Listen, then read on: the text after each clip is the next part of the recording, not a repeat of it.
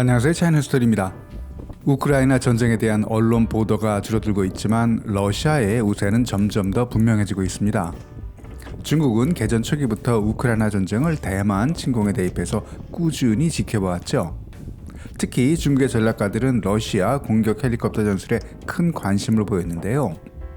헬리콥터는 대만 침공 시나리오에서 공중 엄호 그리고 광범위한 화력 지원 능력으로 침공의 핵심 전력으로 분류됩니다.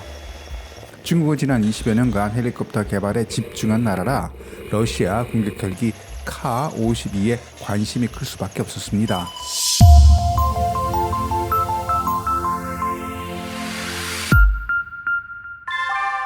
전쟁 초기부터 중국 군사 잡지에서는 우크라이나 전쟁을 꾸준히 다뤘습니다. 얼마 전에는 우크라이나 전쟁과 카-52 공격 헬기를 주제로 여기에 대만 침공 시 공격 헬기의 역할까지 분석한 기사가 있었습니다.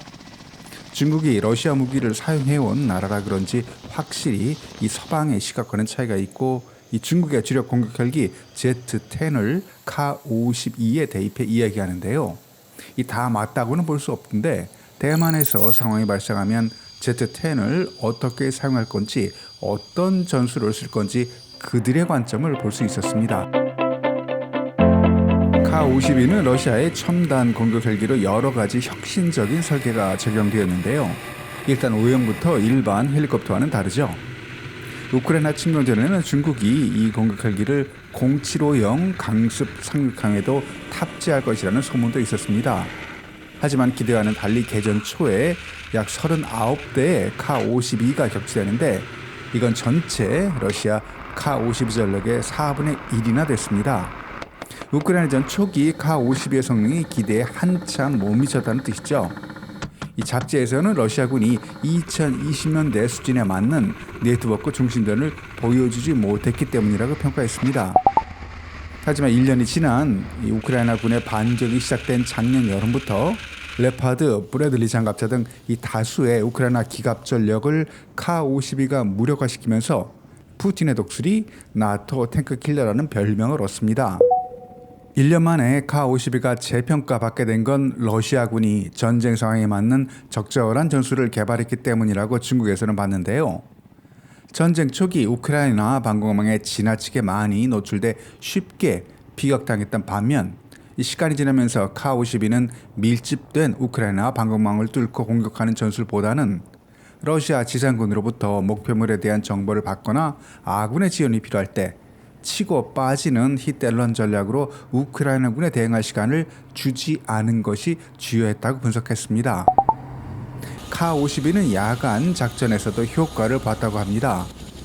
러시아가 구축해놓은 3중 방어망과 포병 사격에 이 반격에 나섰던 기동력이 떨어진 우크라이나 탱크와 장갑차들 대상으로 카-52는 큰 전과를 올립니다.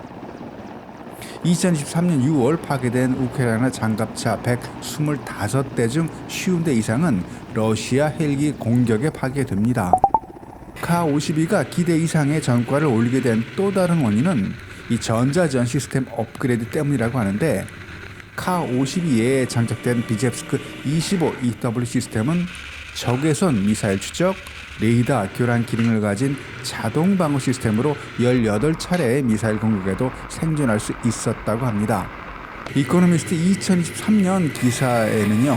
러시아군이 수년간 전자전 시스템 개발과 생산에 엄청난 집중을 해왔다. 러시아의 EW 시스템은 전장에서 생존성과 효율성을 높이는 데 중요한 역할을 했고 우크라이나 전쟁을 통해 얻은 전자전의 노하우가 중국으로 전달될 가능성이 있다라고 분석했습니다. 러시아의 카-52와 중국의 Z-10에는 분명히 체급 차이가 있습니다. 이 부분은 중국 군사 잡지에서 언급하지 않은 내용인데요. AH-94 아파치와 카-52가 10톤급의 대형 공격 헬기 반면 Z-10은 최대 이륙 중량 7톤의 중형 공격 헬기입니다. 10톤과 7톤 이 수치적으로는 3톤 차이지만 3톤의 차이가 헬기의 성격을 결정하는데요. Z-10을 다루는 다른 영상에서 이야기하겠지만 이 Z-10은 프로토타입 설계 단계에서 플랫 휘트니 엔진을 쓰다가 미국의 제대로 자국산 엔진을 어쩔 수 없이 쓰게 되면서 엔진 출력 부족으로 장갑과 탑재 무기 등 많은 부분을 포기합니다. 이 공격 헬기에서 장갑과 탑재 무기를 다운그레이드한다는 건 설계와는 전혀 다른 헬기가 된다는 뜻이죠. 그리고 우크라이나와 대만의 상황도 다른데요. 대평원의 우크라이나 전쟁에서 카-52의 적은 대부분 우크라이나군이 지상 유도 미사일이었다면 대만에서 Z-10의 적은 밀집된 방공망과 견착식 유도 미사일, 그리고 숫자는 적지만 대만 육군의 AH-64 아파치도 있습니다.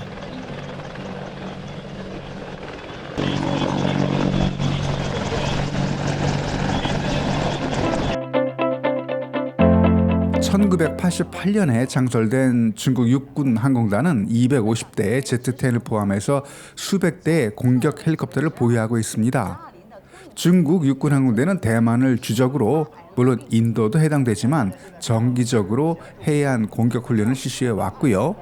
그리고 우크라이나 전쟁과 같은 고강도 소모전에서 공격 헬기의 역할과 여기에 필요한 성능은 무엇인지 이해하고 있는 중국은 대만의 입을 두고 전개되는 해상 작전과 대만의 방공망을 고려해서 공격 헬리콥터는 장갑보다는 항속거리와 기동성에 중점을 두고 해협을 건너 최소 30분 이상 작전을 펼칠 수 있는 성능을 가져야 한다고 주장했습니다.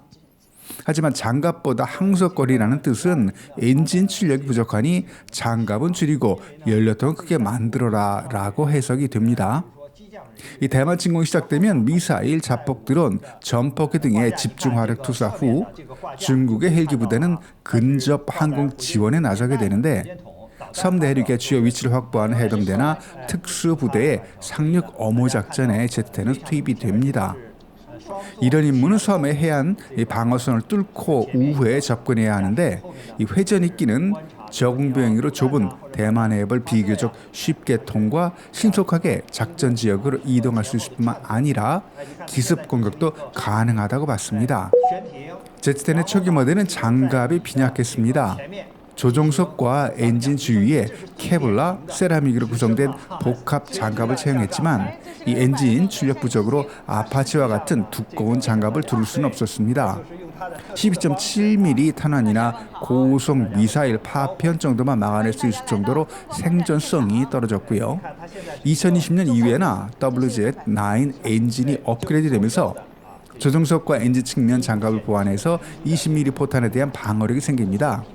하지만 다른 대형 공격 헬기에서 채용한 두꺼운 장갑판과는 비교할 수 없는 수준입니다.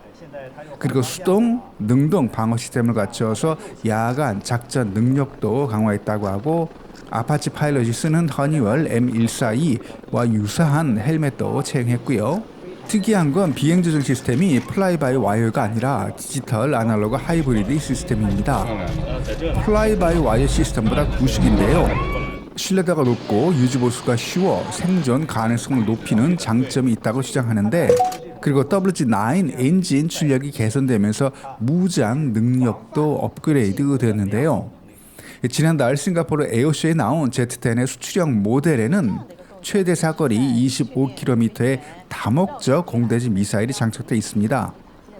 이 공개된 데이터를 보면요, 파이어 포겟 기능을 가진 CM502KG는 속도 마 1.1에 11kg의 탄두를 장착한 무게 45kg의 유도 미사일입니다.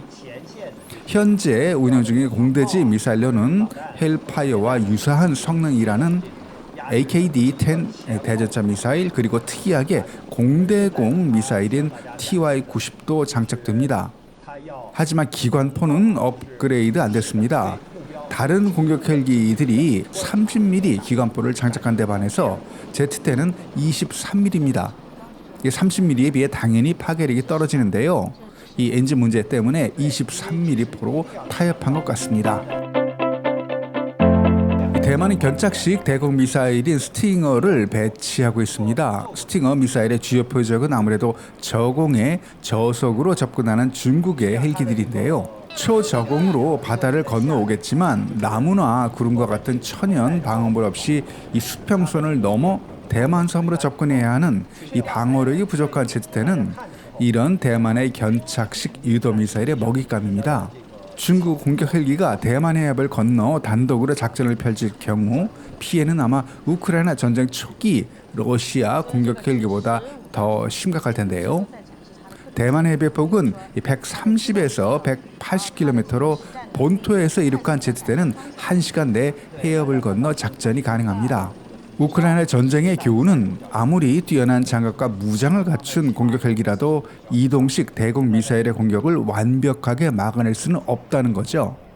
이에 대한 대안으로 드론을 공격 헬기의 파트너로 활용하는 방안을 제시합니다. 중국 군사 전문가들의 결론은 헬리콥터 단독으로는 전투 임무를 완수하기는 어렵고 드론도 공격 헬리콥터를 완벽하게 대체할 수는 없다고 봤습니다. 헬리콥터와 드론을 결합한 이 헬리콥터판 로얄 윙맨 형태가 최적의 해결책이라는 건데요.